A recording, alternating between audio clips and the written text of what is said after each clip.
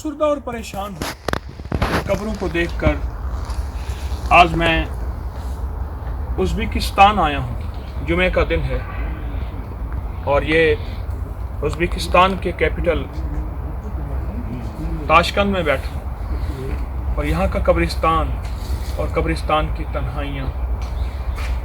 हैरत अंगेज़ बात यह है कि इन लोगों के पास अगर पैसे न भी हों लेकिन मौत के लिए ये कब्रिस्तान में सबसे ज़्यादा खर्चा करते हैं। मुझे यहाँ के एक मकामी साहब ने बताया था कि ये घर को बैंक में गिरवी रख के कब्र के लिए 35 हज़ार डॉलर, 25 हज़ार डॉलर तक की कब्रें बनाते हैं।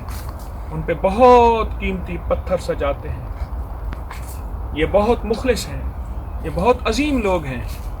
कब्रों पे आयात लिखी हैं, ये हक़ाइक़ को बता रहे हैं कि 80 साल के इस्तिबदाद के बाद भी इनके अंदर ईमान बाकी है। हमारी ज़ुबानें किसी का शिकवा नहीं करती।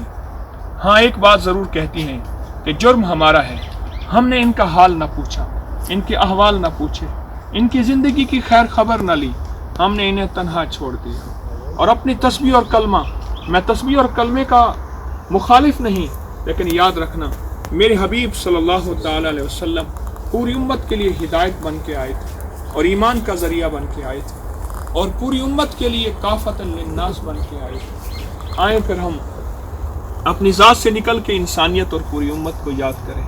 अल्लाह मुझे आपको ये फ़िक्र अता फरमाए, ये गम अता फरमाए, ये दुख और कुढ़न अता करे। हमारी मिजाजों में, हमारी तबीयतों में उम्मत के लिए जीना और मरना आ जाए। आमीन आमीन बिहुर्मत सैयदुल अबरार वल मुरसलीन बिरहमतिका या अरहमर राहिमीन। अल्लाह तो इनकी मग़फ़िरत फरमा, इनके दर्जात को बुलंद फरमा, इनको दुनिया आखिरत की सारी खैरें अता फरमा। अल्लाह हिदायत के दरवाजे खोल दे, हिदायत की हवाओं को आम कर दे। या अल्लाह, ये वो लोग थे जिन्होंने हमें कलमा ईमान दिया। अल्लाह आज इनको ज़रूरत है, गफलत हमारी है, हम इन्हें भूल गए थे, हमने इन्हें सबक याद नहीं कराया।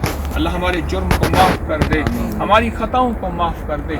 इन लोगों के दिलों में, इन लोगों के लिए हमारे दिलों में अज़मत दे, हकारत न दे, अल्लाह एहतराम दे। आमीन आमीन व सल्लल्लाहु अला नबील करीम बिरहमतिका या अरहमर।